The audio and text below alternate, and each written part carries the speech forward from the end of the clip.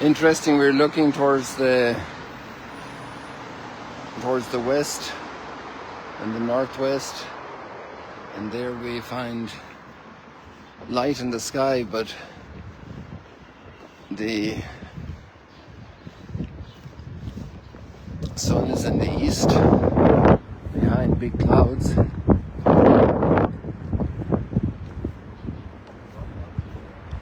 And in the clouds of life, we're actually getting a lot of light today from the Book of Wisdom.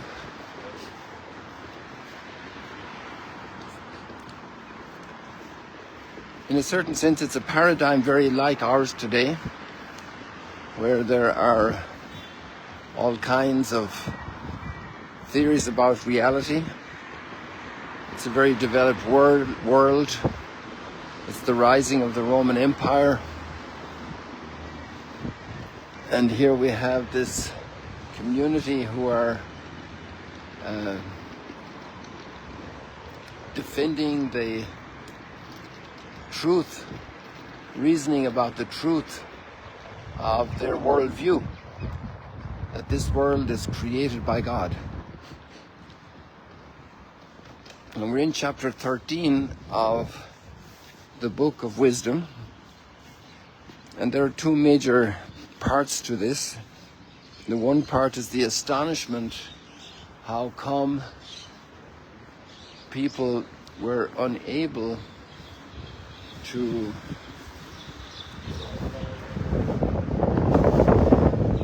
look at these heavy doors, how heavy they are,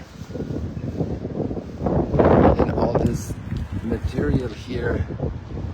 It's actually a memorial to a lot of the people who were killed in the war.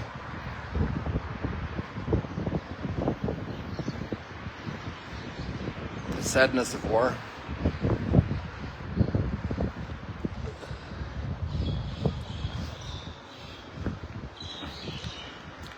This is the Jaffa gate.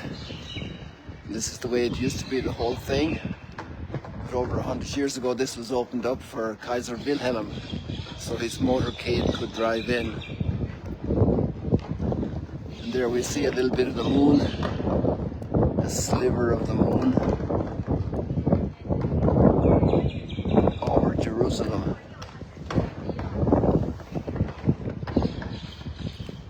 I'm debating what to do, if I should come through here in the inside the walls. I'd probably get out as fast as if I go on the outside into Mount Zion, and maybe we'll catch a glimpse of the sun disk rising there. So let's go inside. And we're passing by David's Citadel, was Herod's palace.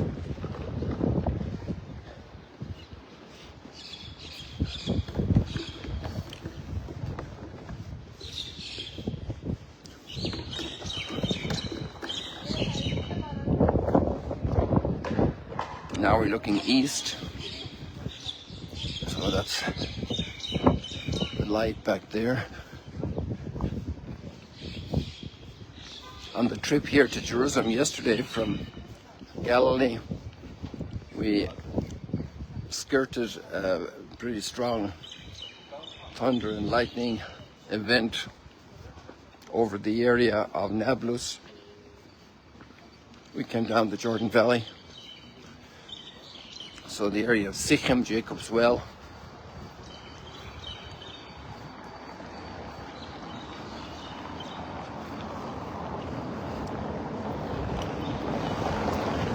We're heading into the Armenian quarter. The head of catering in Notre Dame of Jerusalem is an Armenian. And his name is Armen.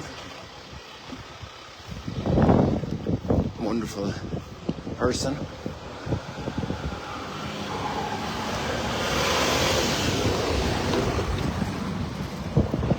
And yesterday evening I had a great conversation with an Armenian priest and a Greek Orthodox priest by Zoom across the ocean to the United States. The Armenians were the first nation to declare themselves as a Christian nation.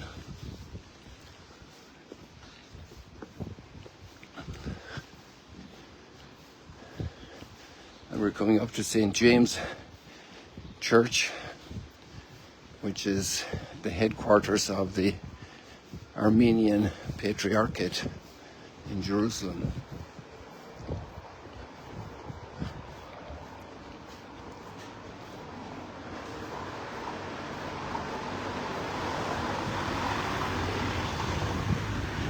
So the first part of the chapter 13 of the Book of Wisdom is astonishment that people couldn't recognize the Creator.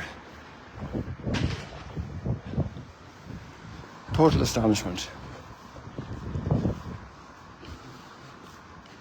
How is it not possible? And it also makes, or gives a reason why that happens, is that we get so absorbed in the beauty and attractiveness and pleasure of the world that we stay with the things and don't go beyond them. It'd be like having grandma give you the best cookies made for your birthday and not saying thank you. Not recognizing that she's there, just gobbling them up. That's just a weak analogy to represent the surprise that intelligent beings wouldn't recognize the richness of the gift and therefore the richness of the giver. The love of the giver, the truth of the giver, the goodness of the giver.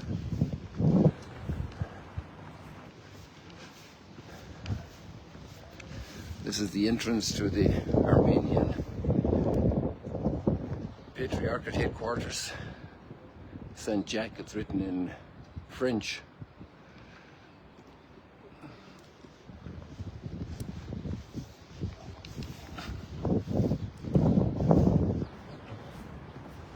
This cover over the car is a good idea because the birds that perch up here at their little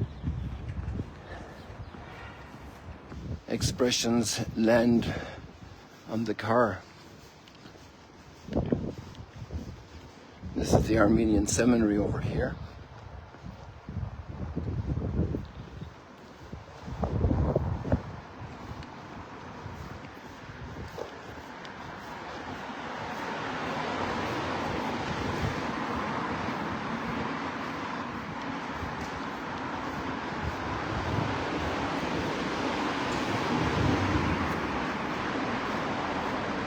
I didn't check if the second part of the chapter 13 of Book of Wisdom, which is not in our reading today, will be in tomorrow's reading, but it's about even greater astonishment that human beings would make a little figurine or paint it or put it up on a nail and pray to it as if it were a god.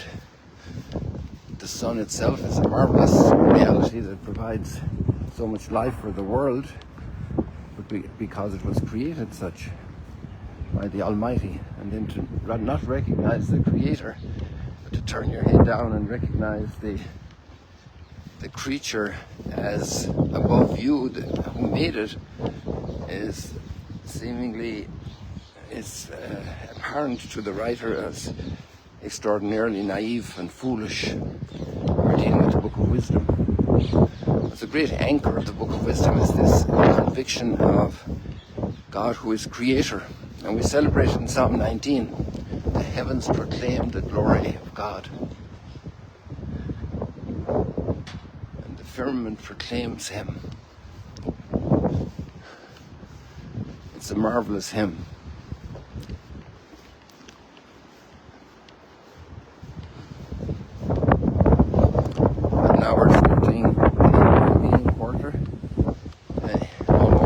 Zion Gate. I think we're going to see some nice morning light.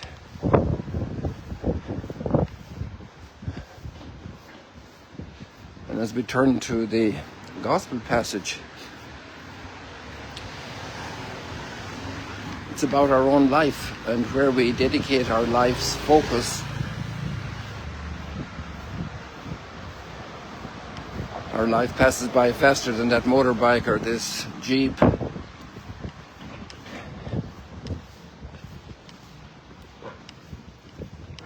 And it's over. In this world. But it will be forever in the coming world. And how to prepare for that. How to understand this world as an exercise room to grow in awareness of God's mercy and goodness, to grow in awareness of Him as Creator, as Redeemer,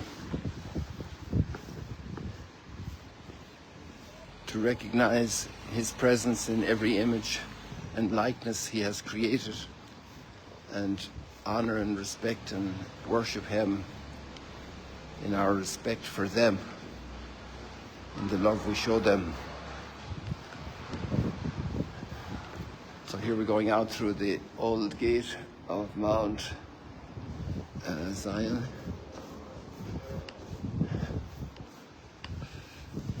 And here we have the morning. Whoa, look at this light. There's some beautiful light here. Let me see if I can get a clear shot of it for you. Probably if I go over this way. It's really beautiful. I want to get beyond the trees to get a better glimpse. And here we have the Zion gate from the outside.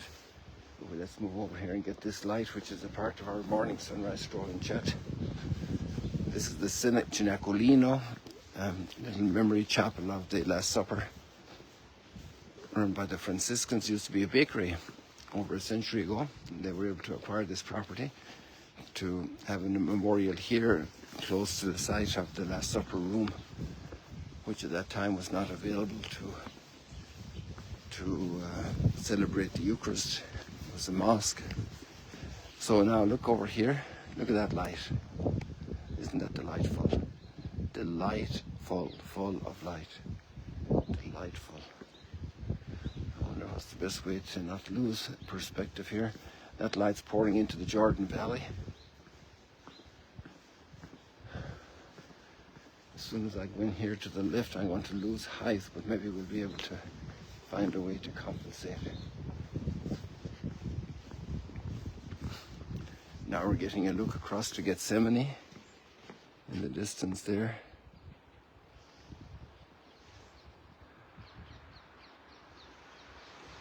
And also the Al-Aqsa Mosque, almost lined up.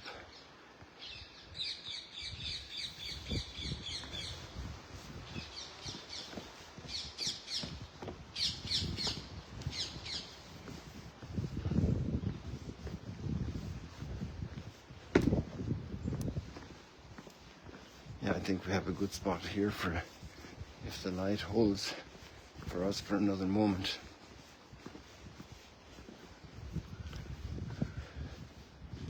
So we don't control our life. It's a wonderful gift.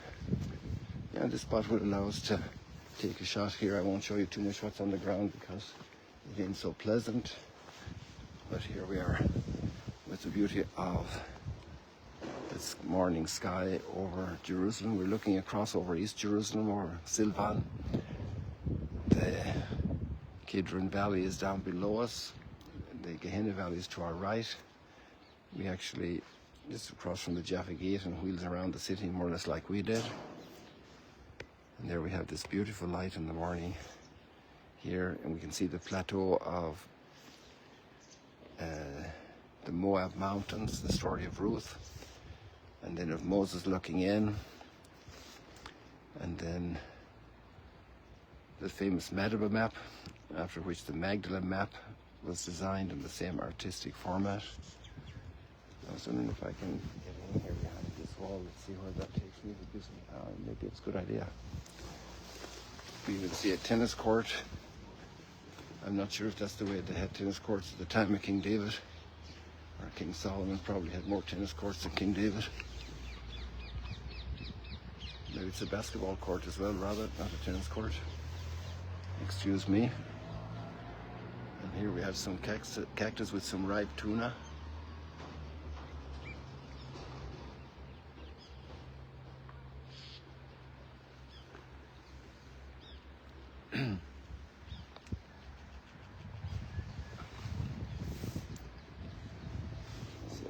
here a little bit to get this view.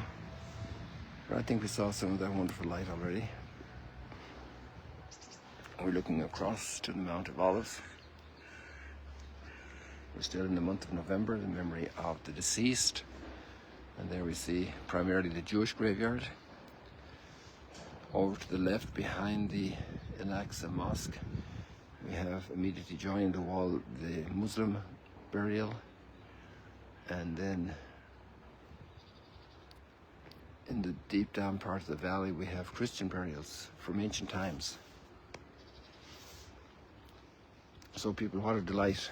Thank you for joining us this morning in Jerusalem, here for various duties and meetings. God bless you. See you later, alligators. It's a little chillier here, but not too bad. It's just quite a drop from Galilee. We're up high, 800 meters almost. And in Galilee we're minus 200, more than minus 200, so we're about a kilometer, 1,000 meters difference in height. People, God bless you. See you later, alligators.